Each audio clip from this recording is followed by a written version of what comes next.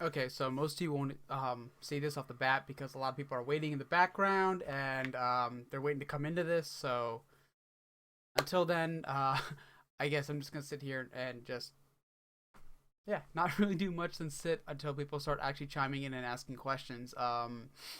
Hopefully you guys will be seeing and hearing me perfectly fine. I am broadcasting in HD, at least it says I am. I'm just gonna hop over to the channel. I will be updating the WCP Writers Colony Press event page also live time with blog posts and links and stuff where you can find out about me if you're new, my website. I'll be showing off stuff here, everything from my works to the stuff I've contributed for Writers Colony Press, as well as things like just marketing ideas and whatever else I can. It's just pretty much an open Q&A. Whew. So let's find out where exactly.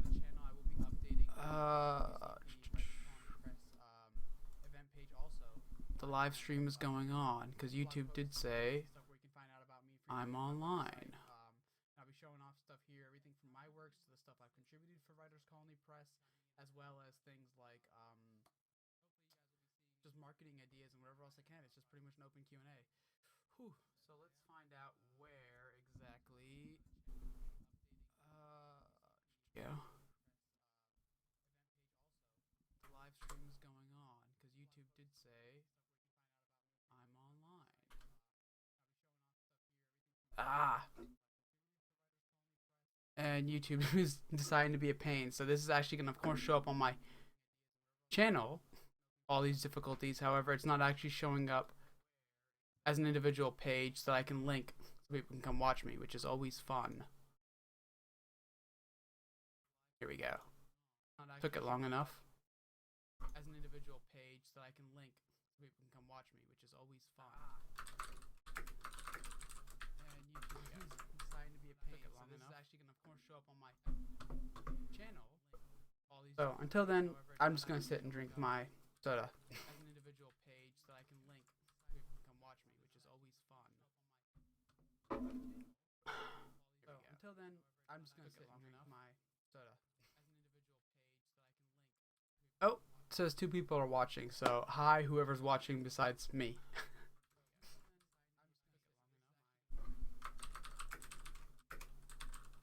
Oh, it says 2 people are watching, so hi, whoever's watching besides me.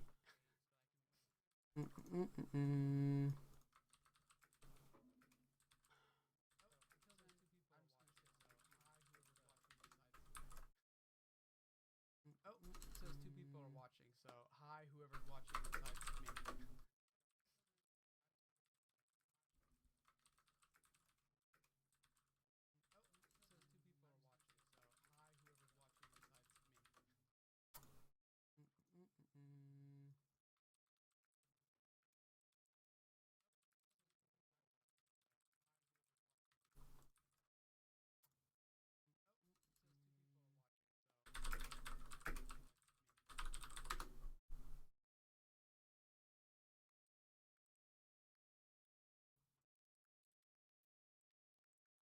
I'm a what?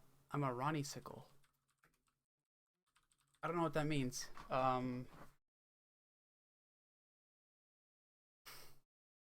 If you are watching, I would suggest please comment in YouTube. It's easier rather than tapping back and forth between Facebook, but I can do that.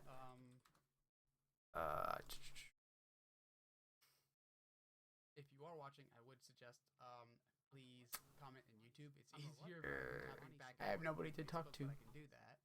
I don't know what that means. And okay, 4 people watching. This is sort of a Q&A, so I can't ask myself questions.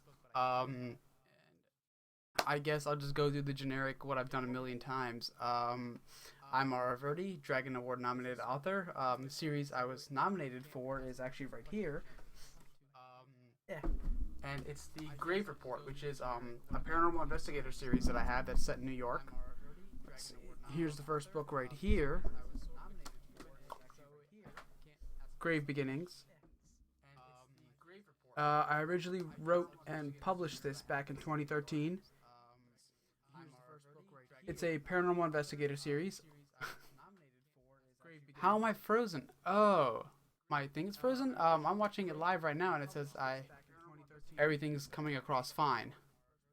Uh, I originally wrote and published this in 2013. It's a paranormal investigator book. My main character is a soul without a body, so it's kind of like Quantum Leap in a way, but more on the paranormal aspect. How is the third Graves book coming? The third Graves book is in process right now. I am 111,000 words in.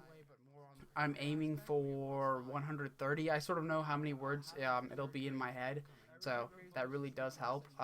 So yeah, I'm aiming for 130, 140k. So hopefully 10, 15 more days, and the first draft is done. Um, if you see me and I'm frozen, you need to refresh. This is the second book. This is the one that actually got the award nomination at DragonCon alongside Jim Butcher, Larry Correia, N.K. Jemison, David Freer, and James Osiris Baldwin. Grave Measures actually came out this year in 2016. It's obviously the sequel to Grave Beginnings. It takes place 6 months after the events of the first novel. But since this is about WCP and Writers Colony Press, I want to show off what I've done and helped contribute to for them. And the first of which is Along It's Nice to Watch. This has one short story in it from me. I say short, but that's subjective because I think mine was the longest story in there at 12k or 11 before Lacey made me cut it. I can't remember. Chance Fortunes, which introduces sort of my take and homage to Terry Pratchett's Goofy Wizard Rincewind, and for me it's Chance Fortunes who I created, the Wizard of Misfortune. How many books are there going to be in the Books of Winter? I hope 4 to 5. I know 4 will definitely happen. I'd like to do 5, and I think there's enough material for it, so I'm leaving myself open for 5. Um, they are going to be larger books, so they'll take longer, and that's why there's going to be less of them. Grave Beginnings is 97,000 words. Grave Measures is 111,000 words published. Dangerous Ways is 171,000 words. So it's about 2.5 of my books in a way, or 2 books. The next project I was really fortunate to be a part of was this. You can't see it because the glossy glare. There we go. Stardust Always. This is the biggest anthology I think we've put out. I can't remember how big the second longest night's watch is because I don't have my copy yet. I will be getting that. This one was for St. Jude's cancer research with a children's hospital. Put my books away. But that was really fun to do. My story in there is A Bag Full of Stars, which was kind of inspired a little bit by Stardust, The Man Who Fell to Earth, and obviously Harry Potter, because it was done as a tribute to both Sir Alan Rickman and David Bowie. I'm sorry, I'm still frozen. And which hardcover, Lacey? Because I know you're the first person to get a hardcover copy of Grave Beginnings. Because you have a copy and I don't. Well, you have a copy even I don't have. So. The latest project which I've done is this right here, which is debuting December 14th. The ebook's already up. I've actually released 5, I think at this time, ARC chapter reveals for this book right here. So I will be posting that in the group as well, so people can go figure that out and check out my website. They're free up there. The chapters released are ARC uncorrected proofs. So they're not final edited versions, but they're close enough to production that you can get an idea of what you'll be reading. And that book is right here, and that's Dangerous Ways.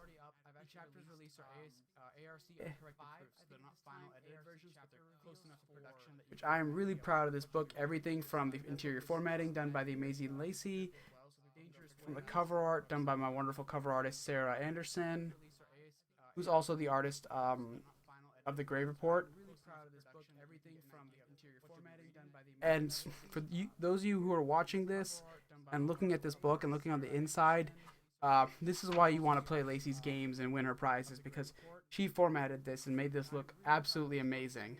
And for those of you who are watching this and looking at this book and looking on the inside, this is why you want to play Lacey's games and win her prizes, because she formatted this and made this look absolutely amazing. So yeah, Lacey's stuff is absolutely publishing grade, traditional grade. It's absolutely fantastic.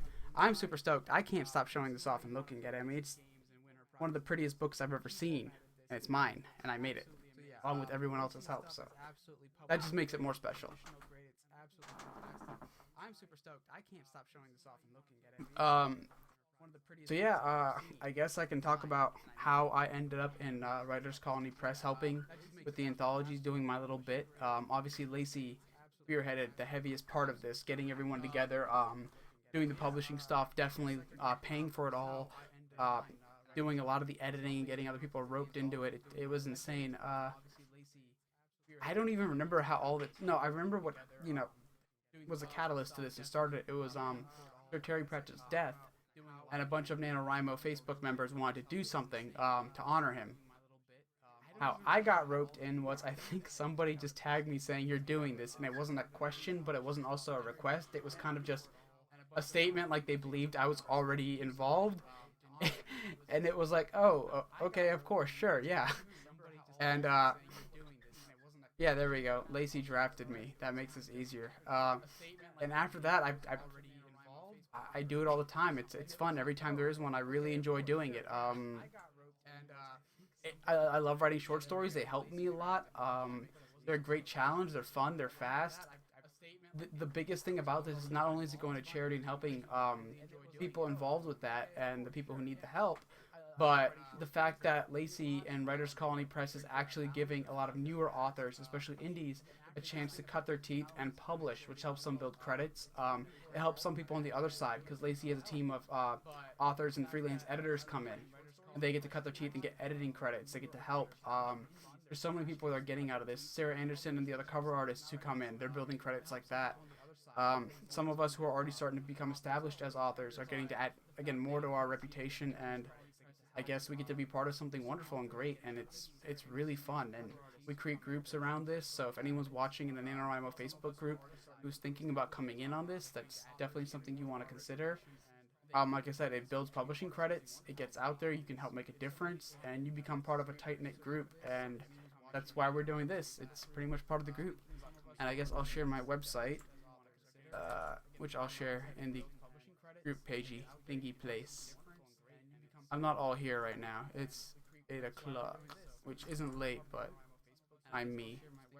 So I'm not super bright. Let's see.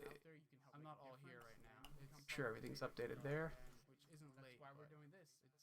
I guess one thing I'd like to talk about would be my process with how I go through short stories and how I started. Which was in college. I'm trying to remember when. If it was 2 years ago, it was after the first grade report, so it was definitely 2014 or 2015. I had a college professor in the creative writing department who was definitely biased in favor of lit fic. Genre fiction was really frowned upon, and he sort of encouraged us to write short stories because they're medium he was really familiar with, and he believes, and how much they can help you. Not to mention the fact they're easier to read and grade. Um, so the first one I wrote was more along the lines of what he wanted. It was a lit fic, and I tried to add a small touch of magical realism to it because I am a genre fiction writer. I like that kind of stuff. So it ended up becoming more something Paulo Coelho like, and like The Alchemist. It was about a guy in a desert, which this is up on my website for free. And the circumstances he undercomes are a little weird and not completely unbelievable, but there's this hint of there's like a magical surrealism surrounding it. And it was so fun creating that, and I was so proud and happy with what happened. I started writing more. I wrote another one for that class, which was definitely more on the genre fiction side. I would say it was a little bit more Neil Gaiman-esque. It wasn't completely monsters and magic, but it had a supernatural spin on it, and that one went over well, and I was kind of hooked at that point. And then from there, I wrote a sci-fi one, which was published on my website, and before that, I finally got the opportunity to publish one along with Lacey, and that was Chance Fortunes, which is in the first Longest Night's Watch. And then this year, I did two, three. I did Bag Full of Stars and Stardust Always, and then I did two for the Longest Night's Watch 2. and I think it was Chance Dealings and Cheaters and Fortunes. Both were again set in my quest world, which I created because of Lacey, to be honest. And now it's something I plan to continue. It's a comedy fantasy world, and Cheaters and Fortunes takes place with a new character. And I wanted to show someone else's perspective in this world when they have to deal with Chance, who is again a walking magical disaster, and his powers are bad luck for everybody, especially himself. And Chance Dealings again is another story that focuses on Chance because he's sort of the main character of Questworld that a lot of the stuff is going to revolve around. Um, wow. I'm just trying to figure out what else to talk about, what I could answer, what I could do to help or contribute. I guess now's a good time just to own up and say that I will definitely be doing more Writers Colony Press things. Oh yeah, engagement on Facebook about this, so that counts. 1 second. But yeah, if Lacey ever decides to do more of these whenever, I will pretty much it's an automatic yes. I will be coming in and just doing it. I've gotten to the point where so long as I'm not completely overwhelmed, like I've been recently, where I'm editing a novel, setting up for publishing in print, ebook, and then hardcover as well as writing the third novel in the Great Report. As long as that's not happening, I can easily do 1 to 2 short stories a month on the side while I've got a full project still.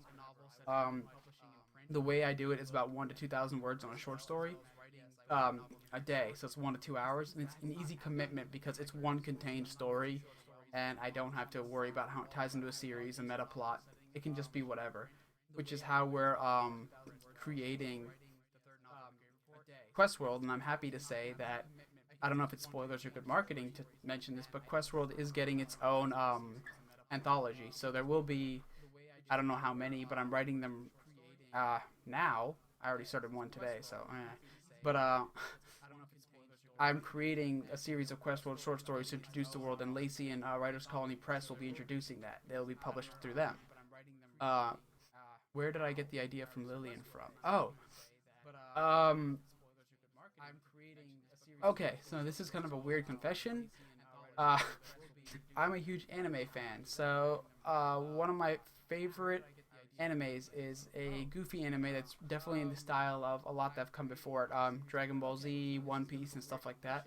It's called Fairy Tail, and I kind of took the demeanor and the bubbly, happy personality of one of the characters in Fairy Tail, named Lucy, and her whole idea was that she's kind of the newbie to this guild of amazing mages and wizards who go out and hire and take jobs, which is kind of a spin on the great fantasy trope that there's always a quest and quests and bounties and jobs to do and you earn money.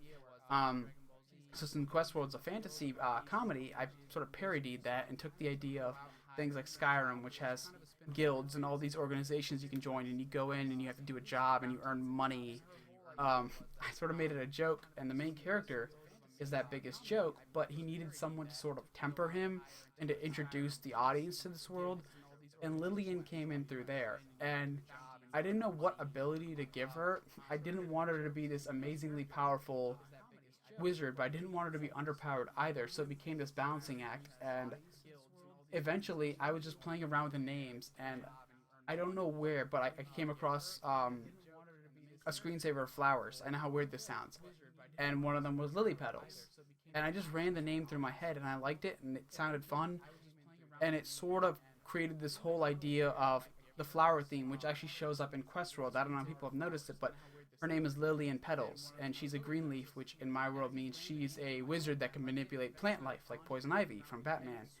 And then if you look at a lot of the towns in Questworld, like Thistletown and stuff like that, they're all named after various plant life or flowers or trees. So that kind of became a gimmick, and everything in Questworld now has a plant relation, minus main characters and stuff. Their names will be their names. But Lillian and everything else, like cities and stuff like that, are all related to flowers and plant life. I'm stoked for Dangerous Ways. Got the bookmarks the other day. Thank you. My wife is interested in the new book coming out. Going to get it for Christmas for her. How can I get a signed copy? Oh, right now, after books come out, what I do is if you contact me privately, as long as you send me the book with like a self-addressed stamp or box or something, so I can just mail it back real easy, I'll sign it. There's nothing else. Just cover the cost of shipping, and that's about it.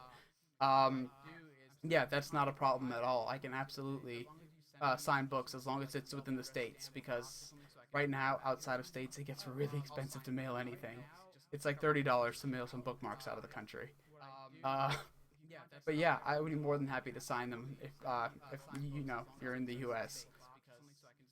I forgot what I was saying, but oh, thank you, Liz. Jealous of my short story food. I like short stories because of just the practice you can get. You can commit to something without committing to something larger. So it's where I go to practice just writing technique. I try different voices. For those of you who do check out my free short stories on my website, you'll see that I have a lot more third person up there, even though I write novels predominantly in first person. Um, the reason I do that is because it's a great form of practice, and I really like that. And even though I love even though I love writing in first person, I also really like keeping my third person writing skills really sharp. It's a medium and it's a narrative I know I'm going to be going back to when I start writing other genres and other novels. In fact, the next novel I'm going to be working on pretty soon as I wrap up Grave, I almost said the name, the third Grave Report novel this month, that's going to be third person. So it kind of, it's a good thing for me to keep all those skills sharp. Because third person is definitely a different voice tone, and aside from the obvious in me saying that, there's a certain cadence I have to carry as a narrator that I can't do in third person because in first person, it's all dictated by the main character's voice. Third person, if I'm a narrator, even if I'm focusing on a single character, there's just certain ways I have to do it that I couldn't do any other way for me at least. So it's just I have to keep practicing that on the side. I don't always share that material, but I like doing it, and it's why I continue to write short stories. Uh, I will send the cheese.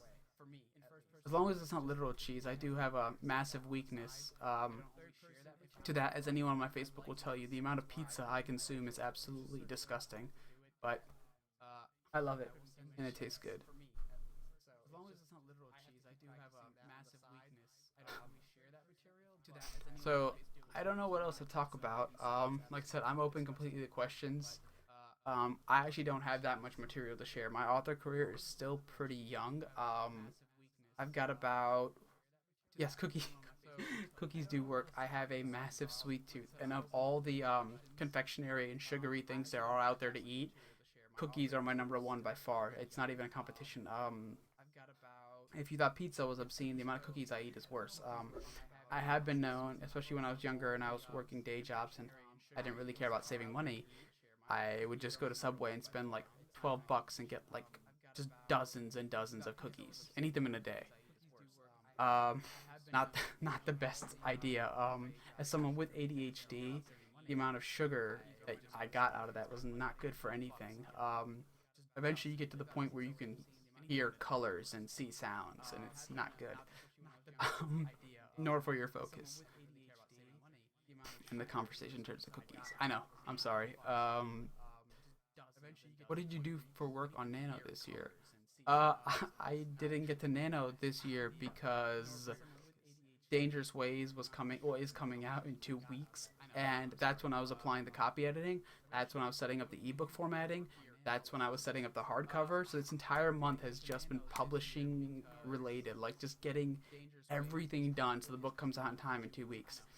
Um, Thanks for talking about being an ADHD author. I can go into that. Or I guess I'll answer the quick one first. How did it feel seeing some of your idols with copies of your books? That was I'm still stupid grinning over that.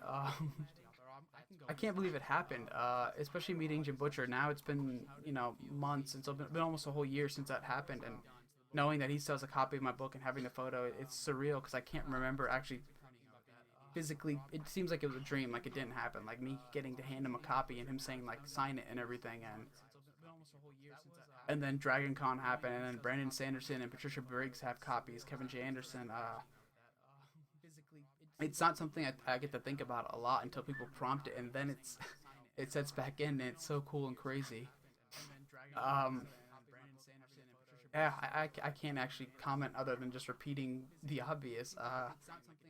It's not something that's still set in, I guess. It's like something that I think happened, and there's photos, but I don't know. As for being an ADHD author, I think the hardest part is starting every day. Once I get going, it's another side effect and a caveat of ADHD that people don't know about. That ADHD doesn't mean you're always derpy and you're out of focus. ADHD people actually have some of the best sense of hyper focus there is. The problem is first getting to apply that. So, like starting on a project. Once you've started, an ADHD person can stay on target and focus ridiculously hard. The problem for me is actually getting every day to start writing. It's something that, even though I'm a pantser and I don't outline, I've had to create a habit, and whenever those habits break, it gets really bad, which is what I'm going through right now. When I first started writing the third novel, The Grave Report, in August, every day at 12 p.m. my time, I would get on and I would write 2,000 words each time, and it would take about 1.5 hours, 2 hours. I'd be done by 2 p.m. every day, and by the end of the month, I had 60,000 words done. Words I was really proud of, happy. The book was halfway, almost finished. September, at the end of August, I went out for a trip. I was hiking with Kevin J. Anderson, so I had a few days off writing. Um, I got back after climbing Mount Evans, which was an amazing experience, and I started back up. And the first day was like 1,000 words. It was really shaky. Next day, I was back to 2,000, and I kept it going. And then life stuff happened, and I was out for 2 weeks, which is this is where the ADHD comes in. My habit was broken. It was no longer set in.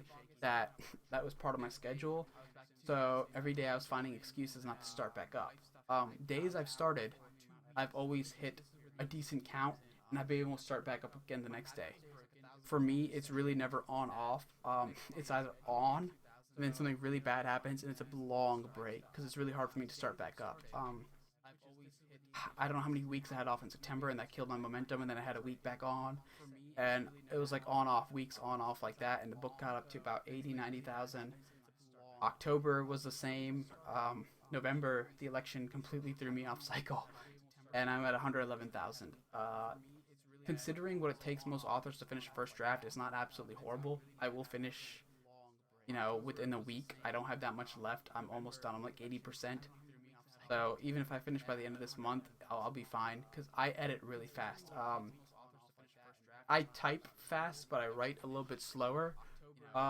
With the years I've put in, and because I know my editor now so well, and I know what she looks for in developmental and my sentence structure, when I go back and edit, I can cut less now because I write with a lot of that in mind. So I'm writing better drafts now. I know that sounds arrogant. I'm not trying to say they're amazing. But it's one of the reasons why, and this is something popular in the indie field, a lot of people create a backlist, and there's nothing wrong with that. It's not something I'm interested in doing, but what happens is they'll write book 1, 2, 3, 4, and 5. The reason I like going through the whole publication process with one novel is because I learned so much about each novel, as well as me as a writer, where I am and where I'd like to be at that point. So in editing Grave Beginnings, after I finished that and published it, I learned so much after I went through it with Michelle and everybody. And I started writing short stories in between the novellas, and when I started Grave Measures, I was a much better writer. After I finished it, the gap was absolutely insane. And by the time I got to the Books of Winter, like I'm on a whole nother level now. I can't believe I wrote Grave Beginnings. I know people like it, and it's really flattering and humbling to hear them say that. It's really hard though, because I see where I am now, and I shouldn't be comparing it where I was back then, but the improvement is so much, and it's why I like doing it that way.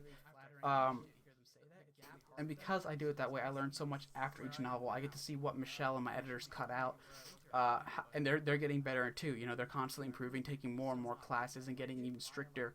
And they're finding how they like editing within the rules, and to improve each individual author's voice. So they've really honed in on mine. And since I've seen the finished products as I've gone along, I know now in my head what I should be aiming for. So now that I write new material, I write with that in mind, and I'm writing better and I'm hitting better targets. So I'm actually cutting less for a newer novel. So my editing goes faster in the earlier stages because of that. Obviously, my greatest weakness is where the copy editing comes in. I don't grammar well. Developmental is what I'm getting better at. I'm getting better at making my sentences tighter, have more impact, show more with less words. And that's what saves me time in my early edits with Michelle and developmental. She's going to hear this and now make a new goal just to cut more just to teach me a lesson. But yeah, and that's where the whole ADHD thing comes in because it's my process is a little bit slower for the indie field. It's about right for the traditional field, but the way I go on off like that isn't best for being conducive. But at the same time, nobody ever said writing was easy, especially when you're writing with a form of learning or mental illness or any kind of impairment. I'm not trying to put ADHD on the highest of pedestals, but if you have it, it is another hurdle you have to deal with because you can be motivated to want to do something, but not have the attention span to go, I need to sit down and do it now. Because ADHD is a very impulse and reward centric mindset that people don't understand. It is in many cases about instant gratification and not about being happy, but like this is something I can do now and get done now, rather than going I need to sit down to write and it could take 2 to 3 hours and I'll finish then. So you might do other stuff first too. Like it doesn't mean you won't get things done, but let's say okay, um, I have to sit down and write for 2 hours. Or I can go to the post office, which takes 5 minutes, and you drop this package off. Okay, well, guess what? I go to the package first. Then I come back, it's like, oh, I've got other errands to do. I might as well get them out of the way because they're shorter and they're easier.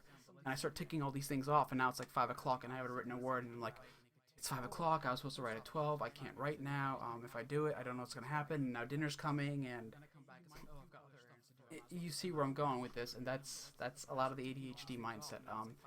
That's why having a schedule really helps, and also learning to be kind and understanding of yourself with your ADHD or any of the struggles, because I give myself buffers now to let myself know it's like, hey, it's okay. And yes, there's TV and video games. Oh my god. Ooh. After I finalized everything for Dangerous Ways publication, I've been binging on Dark Souls 3 for days.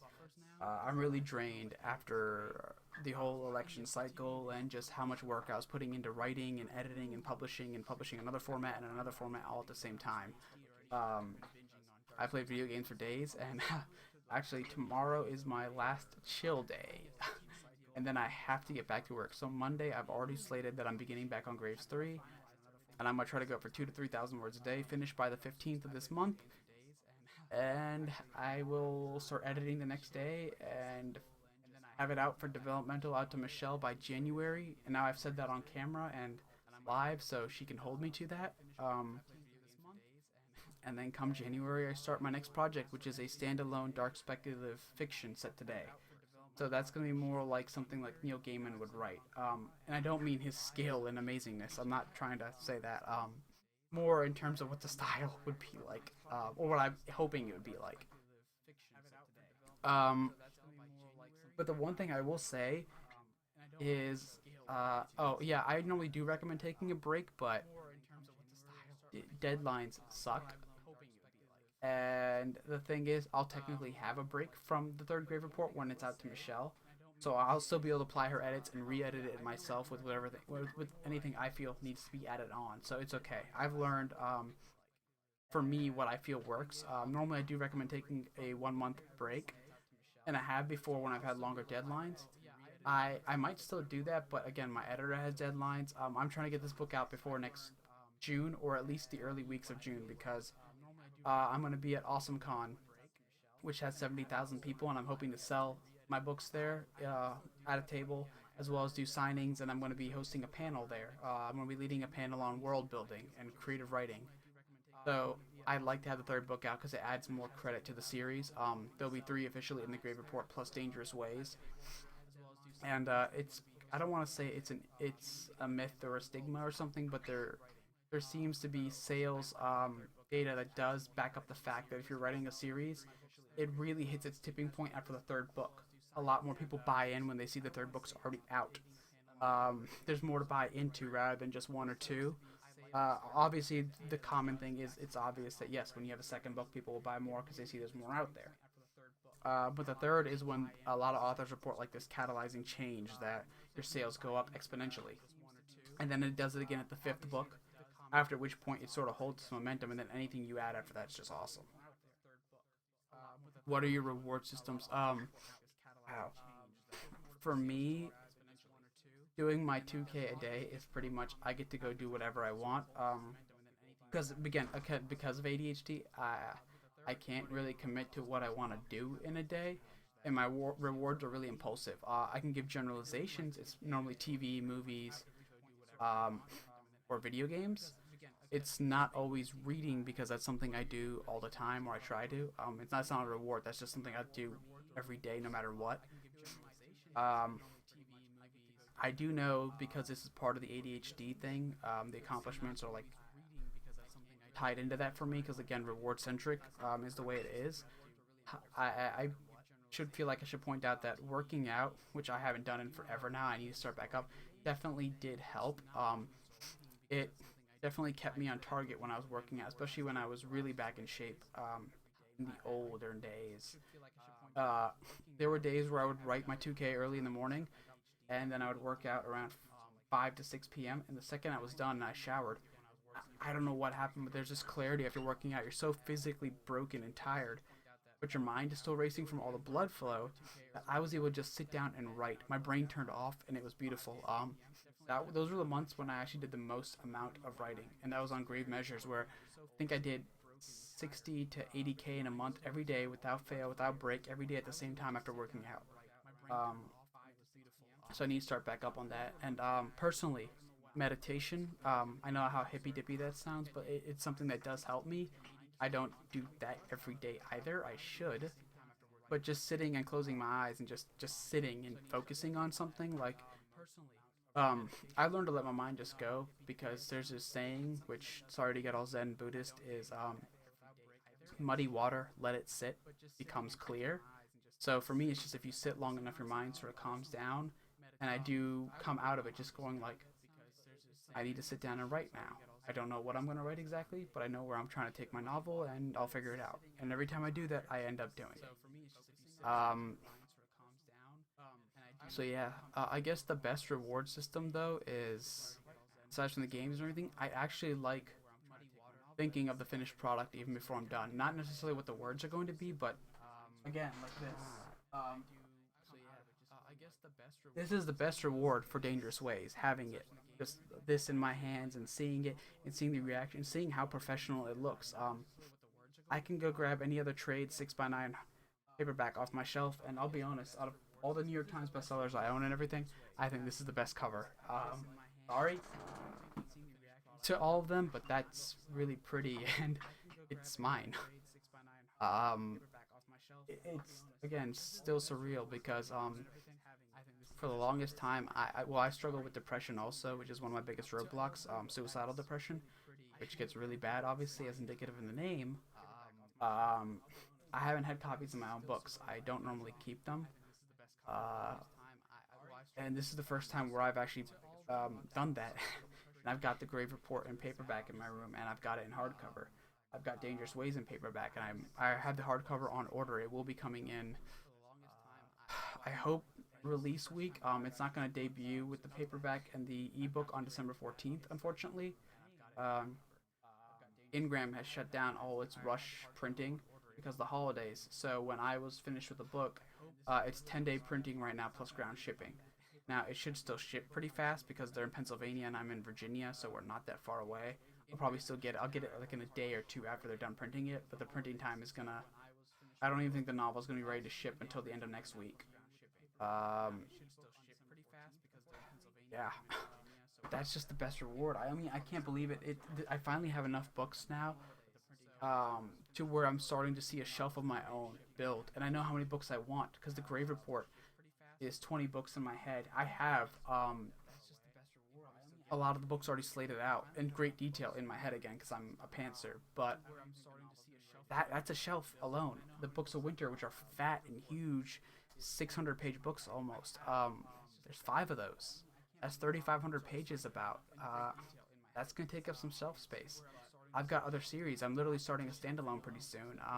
With Lacey, I've got the Questworld anthology, and then I've got Questworld novels. And in Questworld, I've already come up with multiple series, which I don't know how Lacey feels about that right now, but she'll either love it or hate me. But yeah, I have Chance's series, and I have many others, so I don't know. And it was inspired again by Terry Pratchett, and if I remember correctly, he's got what 38 Discworld books. So I mean, Questworld, in my mind, has the ability to reach that, and it could be a 40-book overall world building thing. Uh, and there's nothing wrong with being a standalone writer, Ivy. Neil Gaiman's made a career out of it. Stephen King. In fact, the most successful writers are normally standalone writers because no reader is committed to an overarching series. The reason I do it is I like the idea of building longer spanning worlds and having something that's character driven and following them. But I also do want to write standalones, and I've got them in every genre from cyberpunk to dystopian, horror, uh, fantasy, dark speculative fiction, magical realism. I have litfic, which I never thought I'd write or come up with a story for, but I did, and I've kind of tabled those really far down the line because I'm not technically a litfic writer, but I have them, and I've hated litfic. I don't know why I've come up with them and why I want to do them. 63 Discworld books. Oh. Uh, a lot. Okay, that's a lot. Something I guess I should add is I'm really competitive. So I guess I'm gonna have to try to beat 63 Discworld books with Questworld now because I've seen that it's done and it's published and that's official, so that's a tangible goal. Uh, and I think I could do it. I need to start writing faster because I don't know if I do one a year, that's 60 years, and I don't know if Lacey wants to still be publishing me in 60 years. Um, I've got to start hustling.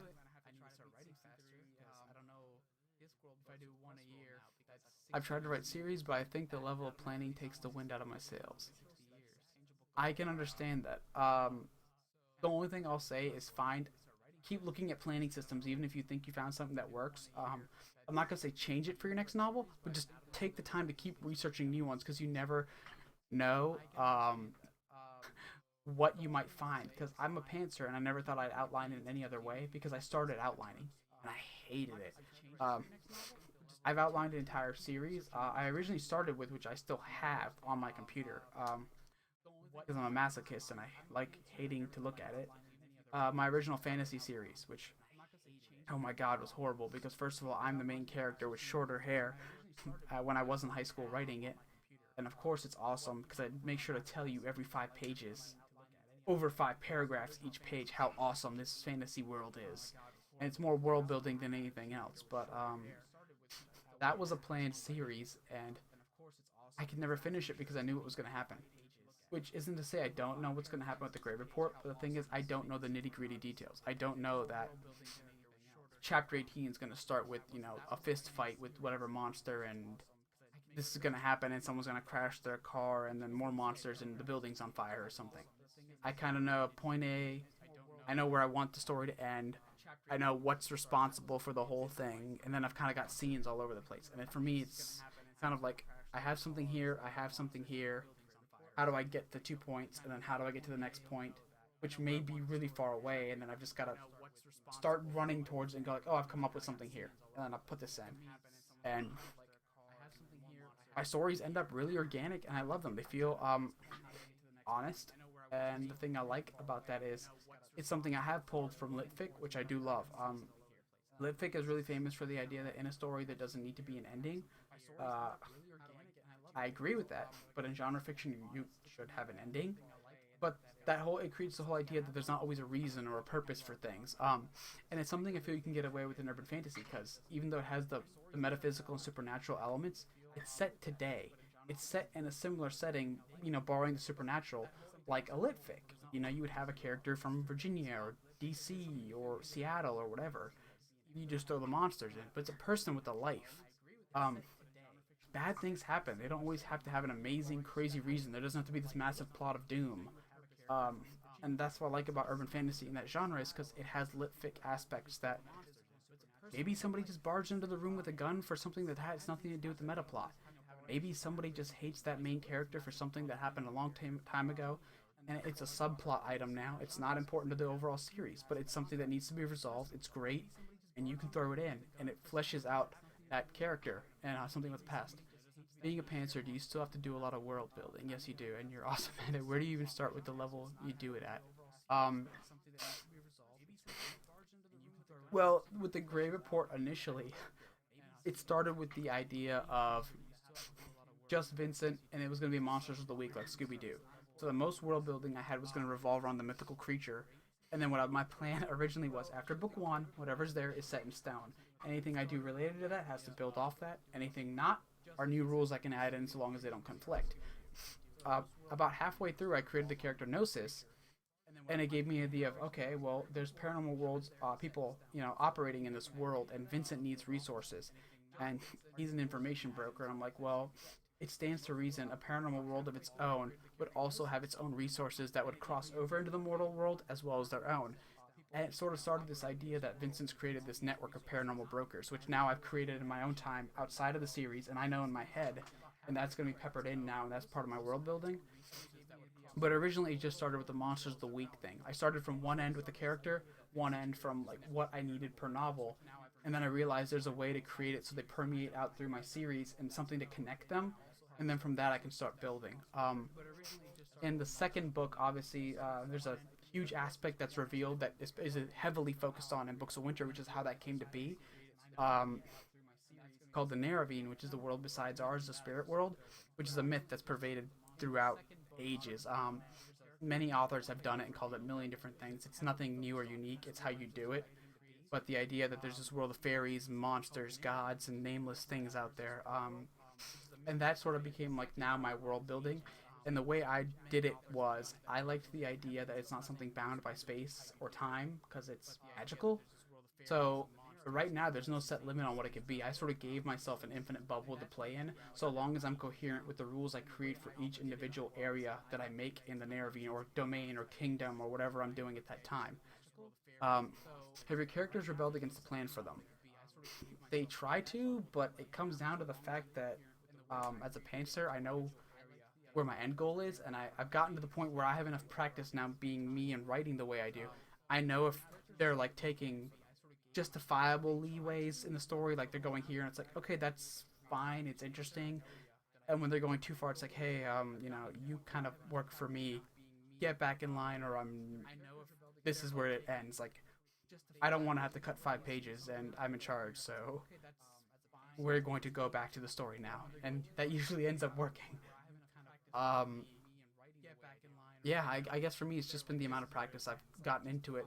But a lot of times, if they do really start getting crazy out of hand, I've become better at realizing the signs before I get there, if that makes sense. Because as a pantser, since nothing's down concrete, a lot of the times I'm running ahead of the story in my head. So, like, if I'm done for a day, I know where I want to take it tomorrow, and I can start seeing where that leads in my head. Of what these are the scenes I've got. Based on the scenes I've got, I know where I could take it in the day after that. Going, well, he's starting to run away by that point. I need to figure out what I'm doing tomorrow and how to keep it tight, because if I write it the way I want now, he might end up going a totally different direction and things will go crazy. That's not to say I haven't let it happen in some regards, because the greatest thing about being a pantser is surprising yourself. The main plot line in Dangerous Ways came about as an accident.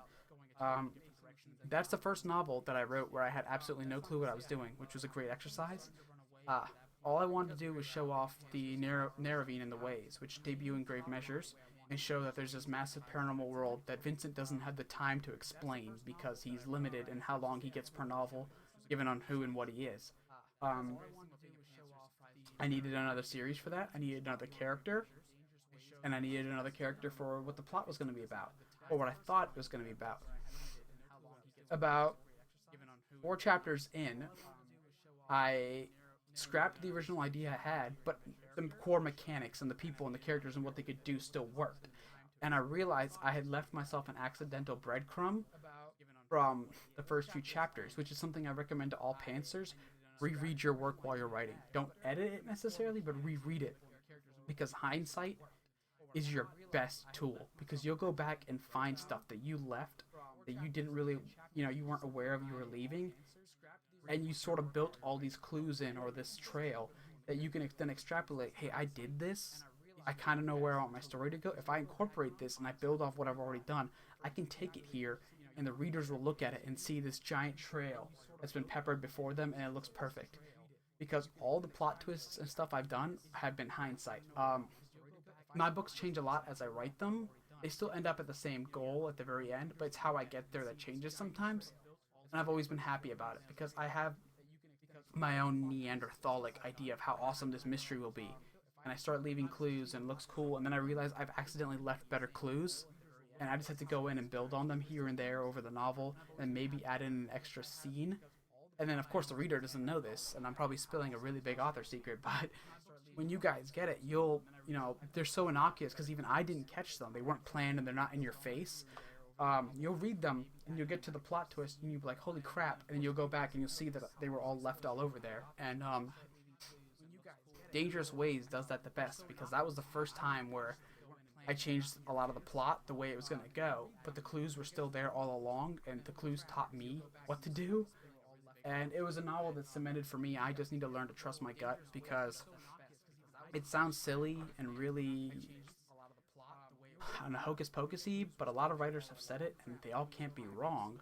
But Ray Bradbury, Neil Gaiman, Stephen King, George R. Martin, a lot of these guys don't write with outlines. They just say trust your gut, and it's true because you've read all these novels all along, and you've read them as a reader not knowing where they would go. You've retained a lot of this, and once you start writing, you understand how to connect that from, there to then retranslating into your own work. And the thing with that is that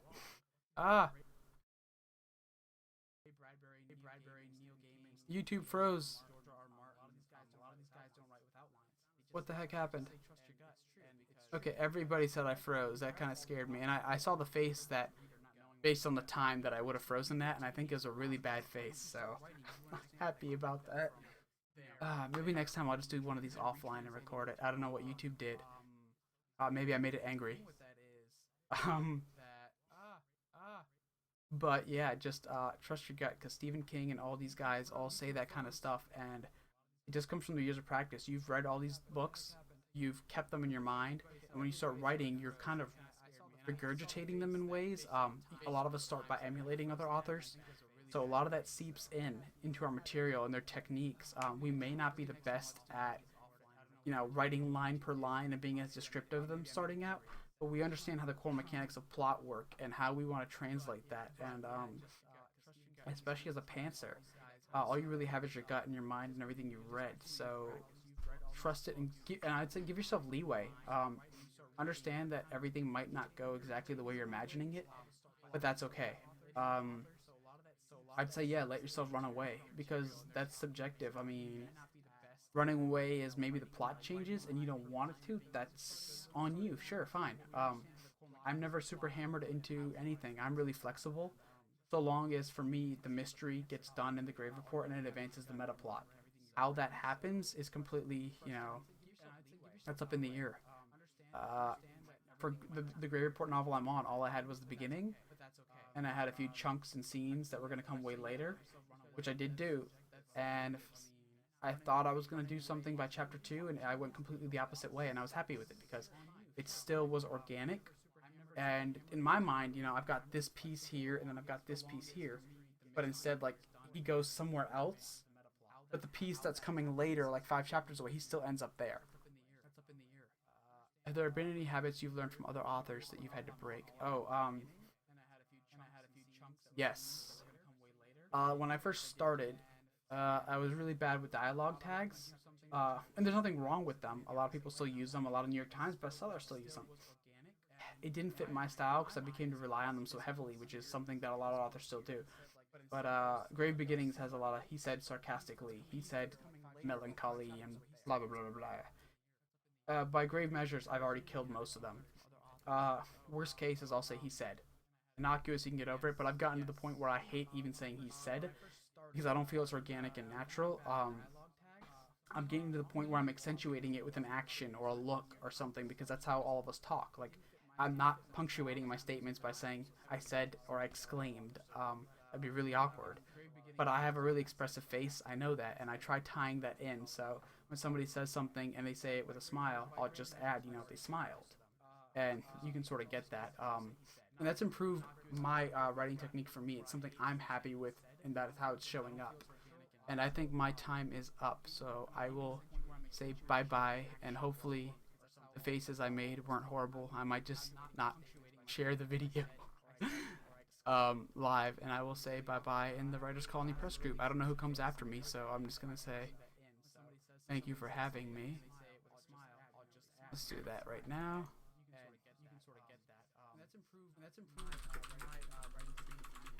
I'm not the last person to go on today, am I? No, it's going by Pacific time, so that's only 6 there. Lucky.